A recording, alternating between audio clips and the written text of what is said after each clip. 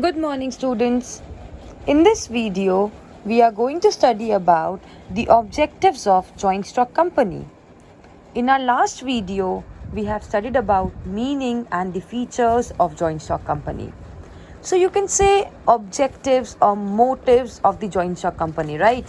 So what are the objectives? What are the motives?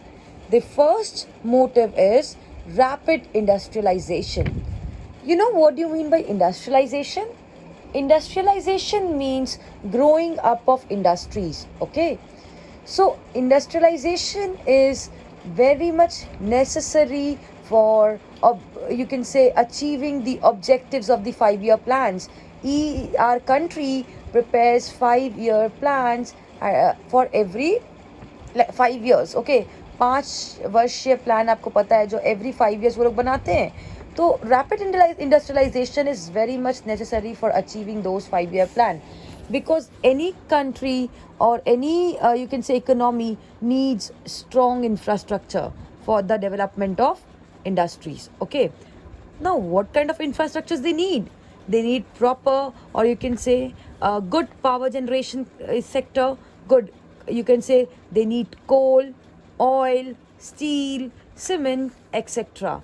And to get these infrastructure, huge amount of investment is required, and it also involves huge risk, okay? So only joint stock companies or only this type of organization can use their fund in this type of industrialization, and they can only take risk. So the objective of the joint stock company is to develop infrastructure. What is the main objective? To develop such infrastructure so that rapid industrialization in our country can take place, okay? Next is large scale production. Now, you know that economic progress or economic growth is not at all possible without, you can say, increase in the productivity of goods and services.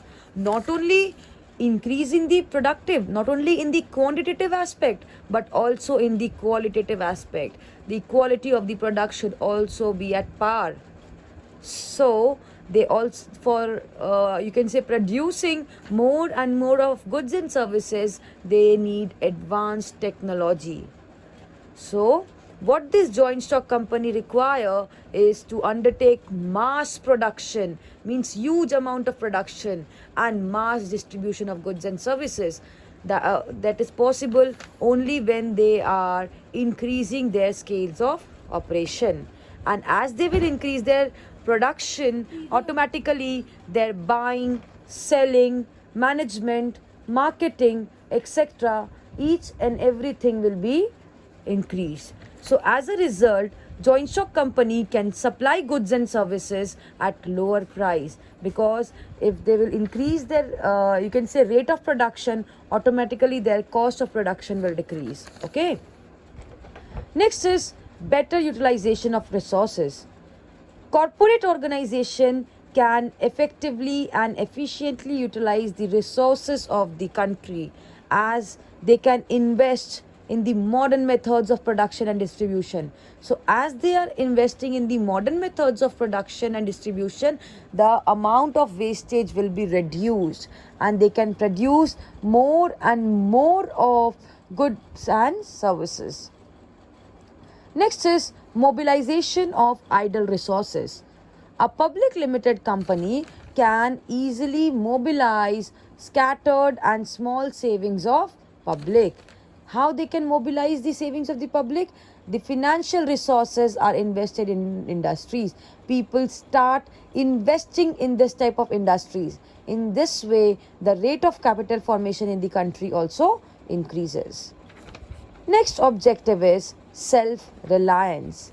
If we are starting joint stock company in our country, it will increase the rate of production, it will increase the rate of, you can say, distribution of goods and services. So we are, you can say, independent of goods and services. We are not now dependent on other countries for our goods and services if we are able to produce it in our own country. So this will make our country self-reliant enough and independent.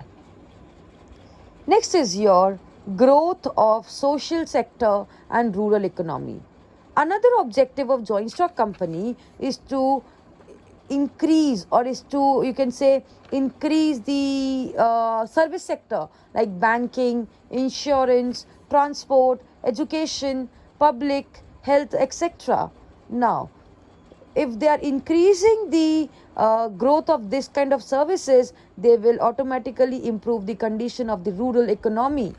Agro-based industries like sugar, tea, cotton, jute, etc.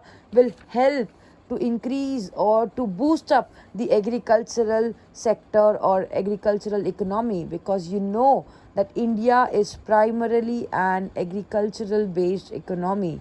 So if this kind of things or this kind of services are being improved, then automatically our agro based industries will improve. Next is employment generation. You know that the biggest problem of our country is unemployment, right? So if we are setting up joint stock company, then automatically we will be requiring manpower. We will be requiring human efforts. So how can we get those human efforts? We can get those human efforts by generating employment. And as we are generating employment, automatically the rate of unemployment in a country will decrease. Okay. Next is improvement in standard of living.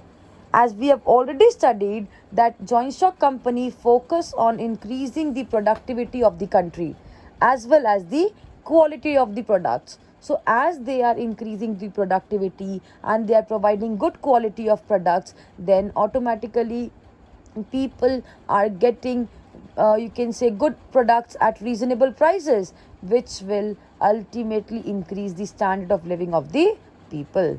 Okay, so these are the objectives of a joint stock company. So that's all for today. In our next video, we'll study about merits and demerits of joint stock company. Thank you. Bye bye.